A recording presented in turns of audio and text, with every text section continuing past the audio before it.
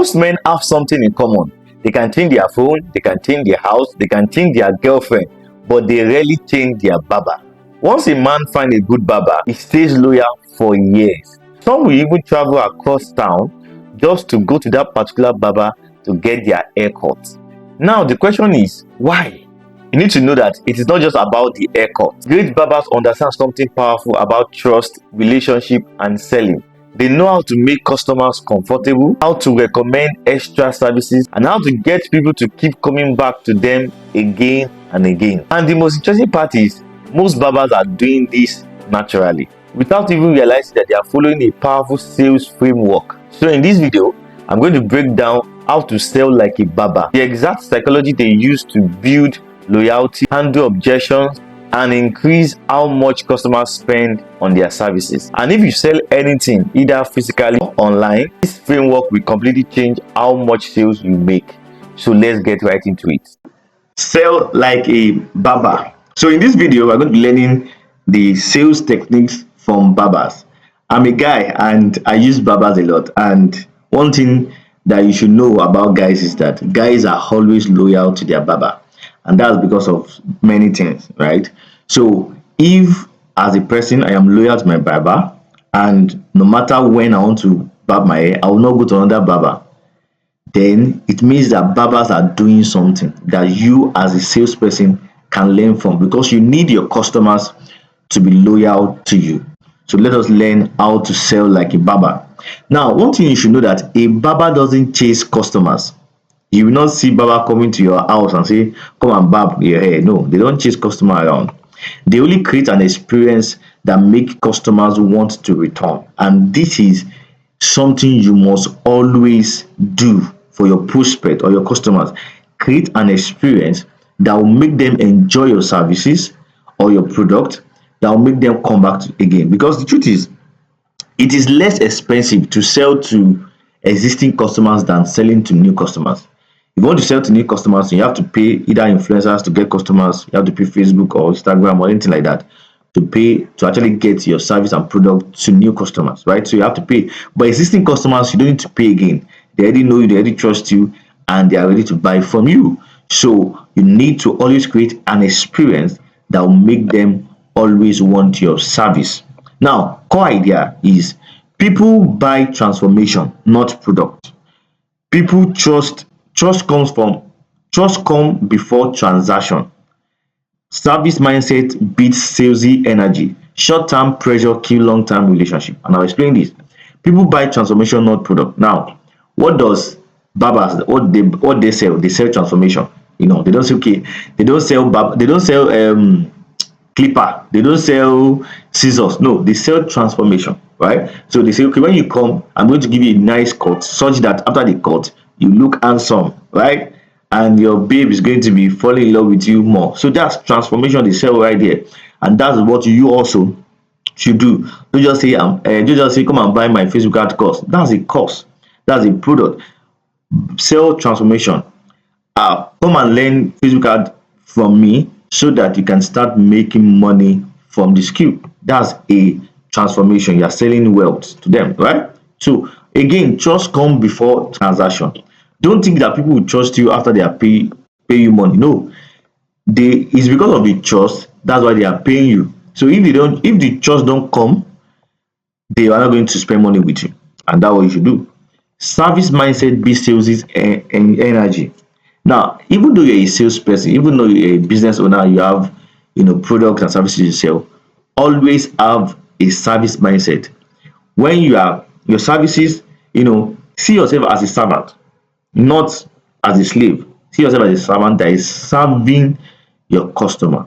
When you serve them, they feel glorified, they are happy, right? And they're going to buy from you. Short-term pressure kill long-term relationship. Now, there's some prospect that you don't even need to sell something to them, you just need to show them something, and that is going to build a relationship that is going to continually pay you, right? So don't be focused on the money you want to get now. Try to be try to have a long-time vision, right? There's a client or there's a prospect I'm presently talking to.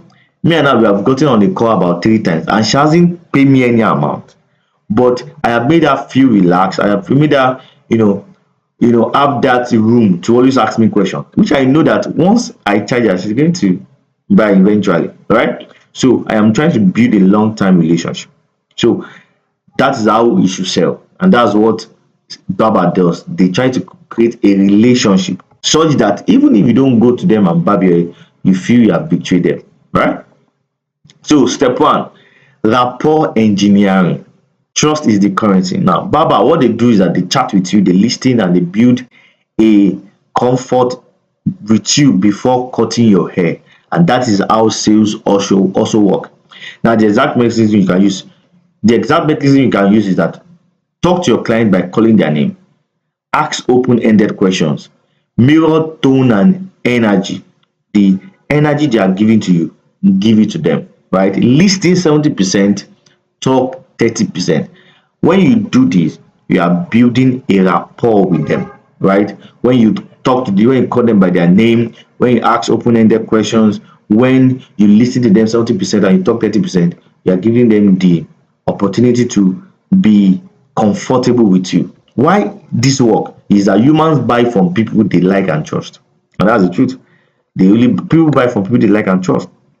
Rapport lower defense and increases openness, and that's what you want. You want your prospect to be open to whatever you want to tell them, not being defensive, right? So application is start conversation, not pitches. Discover needs before offering solution. Step two, problem diagnosis. We have mentioned this again and again in this series, and you need to always do that. A barber will ask, what do you want? A salesperson asks, what problem are we solving? That is what you should do. Try to ask questions to diagnose the problem. If you don't know the problem, you can't solve this the the problem. Now imagine I go to a barber shop, and he just take the clipper and started barbing my hair without asking me which style did I want to cut, or without asking me what am I trying to do. Because it's not every time you go to a barber you want to cut your hair. Sometimes maybe you want to dye your hair, sometimes maybe you want to carve your hair, sometimes maybe you want to shave your beard. All of those things, there are different things that you need. So barbers will always ask, what do you want? What style do you want? Do you want? And that's what you should do also. The fact that someone come to my DM does not automatically mean that they want to run ad. Some people want to run ad, some people want to buy a course, some people want me to consult, to offer them consultation. So these are different services that they may need from you. So when you don't ask questions, you don't know what they want, right?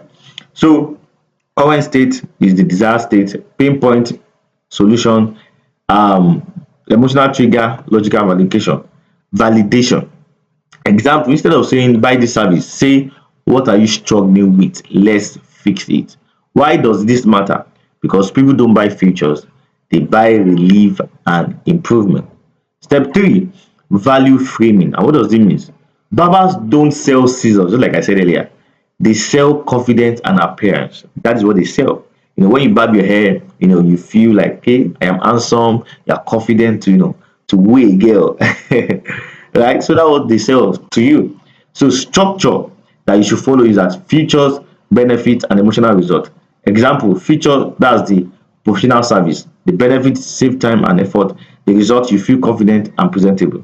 Now, the psychological insight is that people justify purchases logically, but the decision is emotional. Application, frame offer around outcome, not details. Don't A barber will not start telling you that, okay, if you want, imagine I go to a barber and I say, okay, I want to barb galas. The barber will not start telling me that, okay, for you to barb galas, this is what I need to do. No, the barber will just, okay, don't worry, just sit down and they'll do it for me. They don't bore me with the detail of the cut. All I want is the result, right? Good. Step four, handle objection like barber also.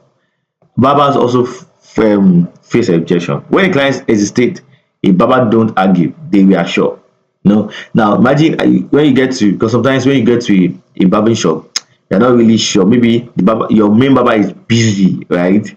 And maybe his apprentice is one out barber. He's like, no, no, no, I don't want it. The barber will not argue with you. Be like, okay, I understand you, but this guy also knows how to barber. I can vouch for it. See that? So they assure you even after you have object. So objection formula you should follow is acknowledge. Always acknowledge their concern because their concern is legitimate. Validate it, reframe it, and redirect. So example, client will say it's too expensive. Response should be, I get that. Many feel that way, but think about the value and long-term result. Now, this is a very good response you can give a client. Why this work is that people resist being diminished, but they respond to understanding. When you show that understanding mindset, when you show that understanding attitude to your client, they will not resist you, they will respond to you. Step 5, the natural close. Baba don't beg for business, they invite action. So your closing script will be like, would you like to get started today? I can help you right now. Which option works best for you? So the principle is that assumption interest, assume interest, but respect choice. Assume interest but respect choice. The psychological effect is that people prefer decision that feel voluntary, right? Step 6, repeat business and loyalty. This is very important. Barbers strive on return customers, and this is why many businesses fail. Many businesses fail because they cannot retain their customers. Learn to retain your customer. Sales work the same way. That means that you can follow up, you can ask them, okay, so based on the course you have bought, are you enjoying it? Are you understanding? Are you implementing? Value checking, small gestures of care, consistent quality, always giving them quality, right? Why it matters is that one-time sales are expensive. Relationship create lifetime value, and that's why for me, I have a mentorship group for my student, and I usually give them value almost every day. So even though they have paid me once, I'm still giving them value. So whenever I bring out an offer, they are going to jump into it. So always treat your present and previous customers well. Don't just seek after new customers. The ones that you have, treat them well, keep giving them value, and you can always keep selling to them. I believe you have learned something in this video. If yes, ensure that you like, you comment, you subscribe to this channel, and you share this video to anyone that will be interested. See you in the next one.